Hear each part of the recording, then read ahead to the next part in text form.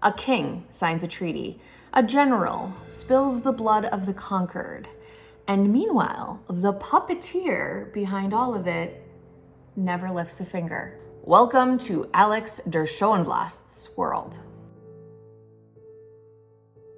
Meanwhile, across Holy Lake and over the Sentinel Mountains, in the most northern lands where civilization could barely survive nature, Alex the Great watched Kyrili Wilhelm rock his thumb through a clay contract to finalize his conquest.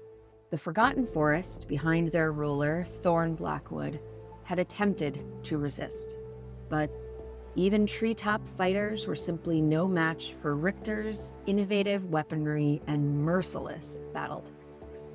Now, Thorn sat at the foot of what had once been his banquet table, while Kyrili Wilhelm had taken his place at its head, along with everywhere else. At most surrenders, the right hand of the Kyrili would be reserved for Richter, the commanding general of the armed forces.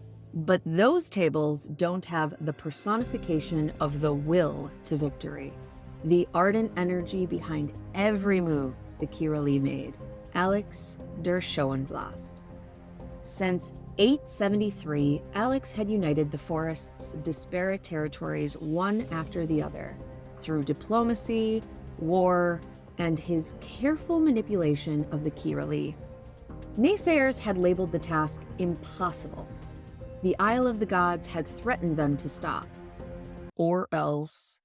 But Alex had pressed on, and now he'd finished with the forest's biggest prize, all in just under a decade. His accomplishment read all the more impressive by his lack of ordained authority. As the Kyrili's bondsman, Alex never signed an order, directed a soldier, or voted on a referendum. Yet, he had captained it all behind the scenes and would helm the unification process next. This peacetime work did not interest him, except that without him, no one would do it right. Land annexes easily, but the people residing on it have hearts and minds that his death machines may influence, but would not change. If only Forget-Me-Not was more than just a myth, he wished. The easy way out, tempting, even for him. But alas, it, like so many other inventions hidden somewhere on the Isle of the Gods, was cloaked in mystery. A swarthy smile spread across Alex's face as he added to his threatening goal.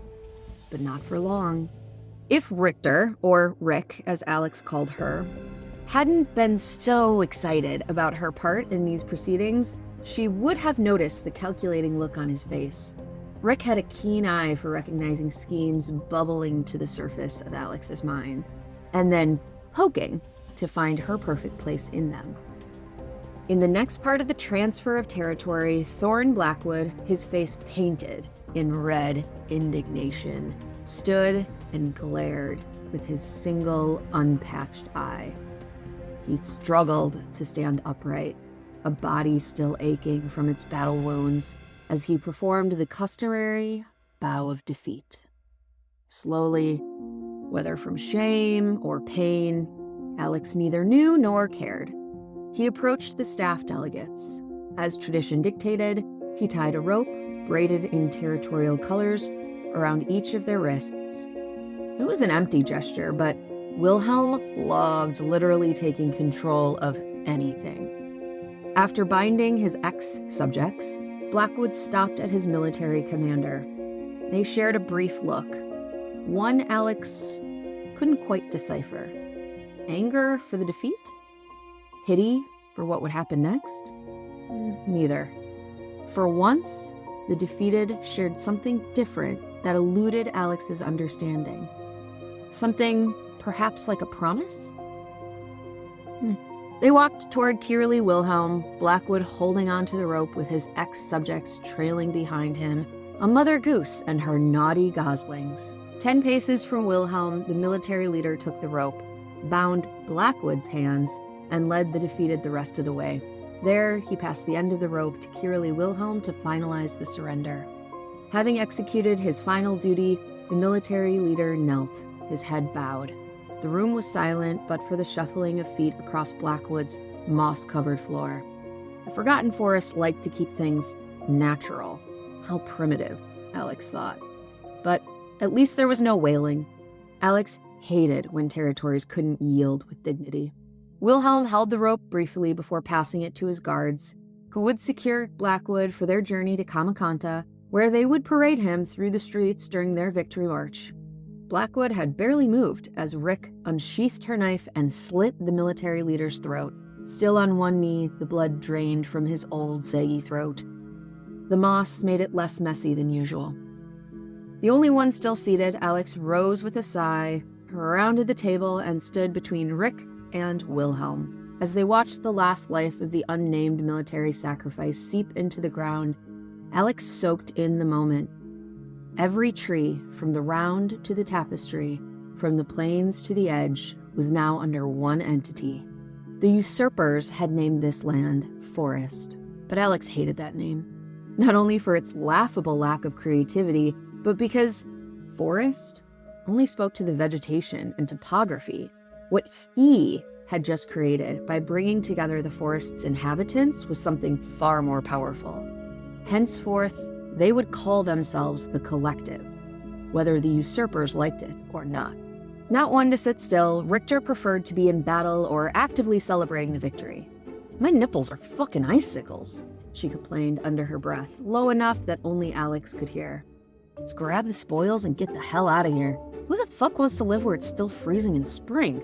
Keep up that talk, Rick, and I'll station you up here," Alex goaded her. Great, cushy little administrative role. Richter glared at Alex, a subdued reaction which demonstrated her deep respect for him. Had it been anyone else, they too would have felt the edge of her knife for such a comment. Alex had given her brilliant military mind an outlet. Before Alex, the disparate territories of the forest were peaceful and cooperative, poor and powerless. Just like the usurpers wanted. Alex looked over her head, pretending not to notice her glare. At 6'4" to her 5'4", anyone looking at them would have assumed, wrongly, that he was the foul-mouthed, maniacally brilliant sword, and she the charismatic propagandist.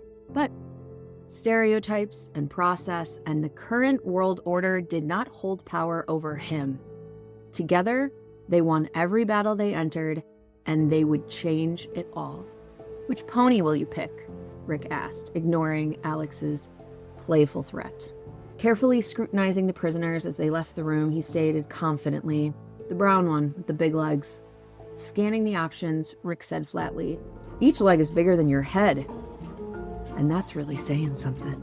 Alex smirked, but quickly coughed to cover up his amusement. Turning her scrutiny fully toward him now, Rick's eyes narrowed. "You lie." Sometimes. Today? Oh, many times. About this. You'll see. Fuck. In truth, Alex hadn't thought much about the victory parade or the feast afterward. Ground pleasures, as the Collective called them. Instead, Alex fixated on the pieces required for his next unbelievable achievement.